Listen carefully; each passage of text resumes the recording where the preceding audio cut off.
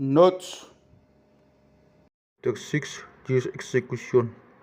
Hanging as an actual mode of execution is regarded in the Bible as a non-Jewish law. Genesis chapter 4, chapter 22, Joshua chapter 8, verse 29, 2 Samuel chapter 21, verse 6 until 12, Ezra chapter 6, verse 11, Esther chapter 7, verse 9. On the death penalty, see Haim Kron, The Trial and Death of Jesus, New York, Harper and Row, 1971, pp. 11 to 17. The summary in Haim Herman Kron and Louis Isaac Rabinovich, Capital Punishment in EJ, 1971, volume 5, columns 142, 147, San 71, stoning Segila, burning Schäfer, slaying heretic, and strangling heretic.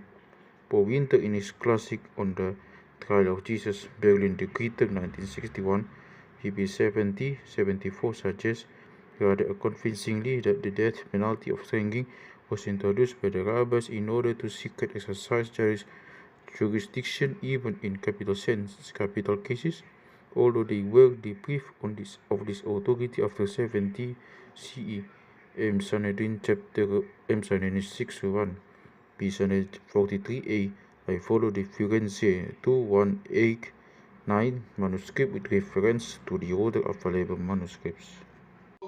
A different interpretation on such and a such day, on such and a such an hour, and in such and such a place, the criminal will be executed, announcing the precise time of the execution.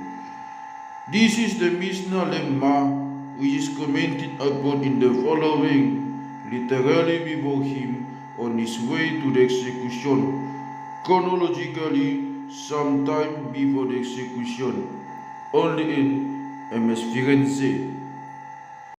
The name is erased in MS Munich. Lead, they hang him. The name is erased in MS Munich. Again only in MS Firenze. The name is again erased in MS Munich. Same, if you understand a biased comment as the herald referring to the precise time of the execution, he contradicts the following interpretation of the mishnah lemma, not beforehand, which is certainly possible but does not go well with the structure of sugya. Abaje would agree with the Baraita, which contradicts the anonymous interpretation of the mishnah lemma. I owe this clarification to remark by Richard Kalmin. This has also been argued by Mayer, Jesus von Nazareth P. 223, M. San 6-4. See also Chiffre Deuteronomy 221 at Finkelstein, pp. 253-255, on M. Sanhedrin 6c. Norbert Bekowitz, Execution and Invention, Death Penalty Discourse in Early Rabbinic and Christian Cultures, Oxford University Press, 2006, pp. 65-94.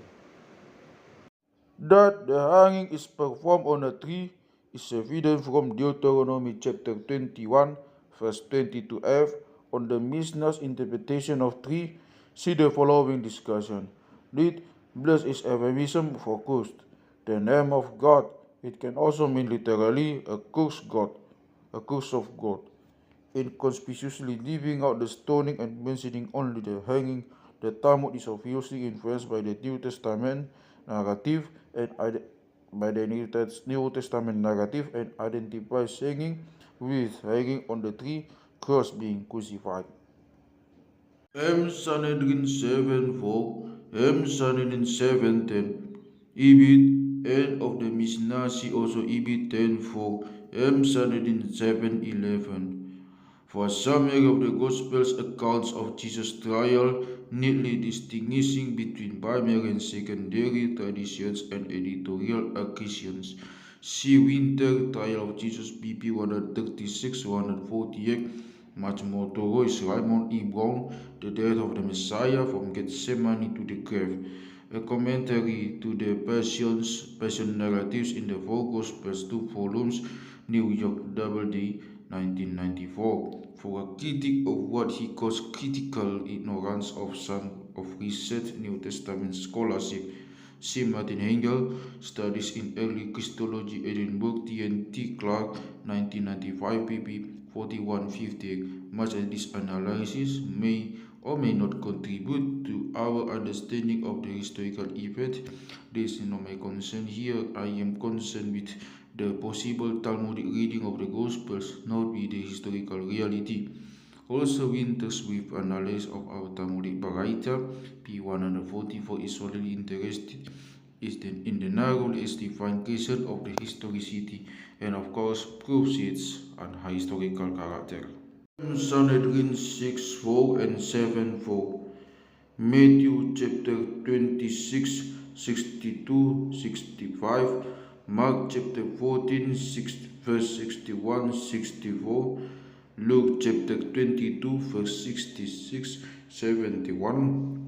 John chapter 19, verse 7. Matthew chapter 27, 17. 22, 29, 37, 39, 43. Mark chapter 15, verse 2, 12, 18, 26, 32. Luke chapter 23, verse 2 and 5, 35, 37, 39. John chapter 18, verse 33, 37, 19, verse 3, 19, verse 3, 12, 14f, 19, 21. Matthew chapter 26, 61. Mark chapter 14, 58. Matthew chapter 12, verse 23f. Mark chapter 3, verse 22. Luke chapter 11, verse 15. See above B19. Meyer, Jesus von Nazareth, p. 227. On this, see the critic by Horbury, Jews and Christians, p. 104, and Sanhedrin 4 and 5. To avoid a misunderstanding, I am not suggesting here, and with similar phrases, that the Gospels are based on the mishnah. Rather, I am arguing that the halakha presupposed here in the Gospels is similar to the halakha later codified in the mishnah. Matthew chapter 26, verse 59, Mark chapter 14, verse 55, explicitly only in Mark. The concurrent testimony on in Matthew chapter 26, verse 60. Matthew insists that even here, the two witnesses did not agree on the circumstances of the crime. 1459. I am Mark chapter 14, verse 62. You have said so. Matthew chapter 26, verse 64. Matthew chapter 26, verse 65f. Mark chapter 14, verse 63f. This has been suggested to me by my graduate student Molly Vidas when we were reading the text together in a private reading course.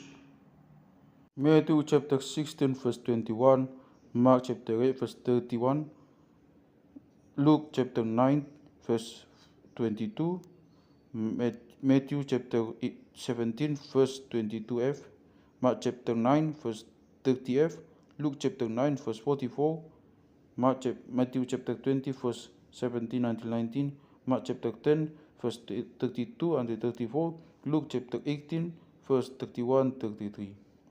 Mark chapter 10, verse 32, 34, C.E.G. Martin Hengel, Crucifixion in the Ancient World and the Folly of the Message of the Cross, London SGM and Philadelphia Fortes 1977, especially pp. 33 ff. Meyer, Jesus von Nazareth, pp. 227f. T-Sun 9 7. See also Schäfer, Deuteronomy 21, E.D. Finkelstein, p. 254, where the death penalty is being hanged alive as is done by the non-Jewish government is explicitly mentioned. On the crucifixion in Jewish sources, see Ernest Baumel crucifixion as a punishment in Palestine in the trial of Jesus, pp. 162-165. Sanhedrin 67a, the Palestinian parallels D. Sanhedrin 10:11, Y. Sanhedrin 7:16, 1. Fall 35 CE, Y. F 16, 123, Paul 15D. Mention only Ben Stada and his execution by stoning, but not that he was hanged on the eve of Passover. On Ben Stada, Sirach chapter 1, Matthew chapter 26, 20 FF, Mark chapter 14, verse 12 FF, Luke chapter 22, 15. Jesus tells his disciples that he eagerly awaited eating the Passover meal with them before his suffers. John chapter 13, 1 FF, John chapter 19, verse 14. The Firenze manuscript emphasizes that the day of execution was on Sabbath Eve, i.e. a Friday, which is concordant with all the four Gospels. Chapter 19, verse 31. Josephus gets it right when he says, with reference to the murdered high priest Ananias, and just during the first Jewish war, the murderers actually went so far in the impiety as to cast out the corpses without burial, although the Jews are so careful about funeral rites that even malefactors who have been sentenced to crucifixion are taken down and buried before sunset.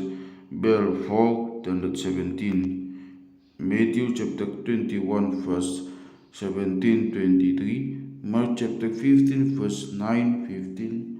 Luke chapter 23, verse 13 and to 25. John chapter 18, verse 38 until 19, verse 16. According to Matthew, influenced by his wife, Matthew chapter 27, verse 19, John chapter 19, verse 12. This again the straw man against whom Matthias 1 Nazareth PP to the 31F.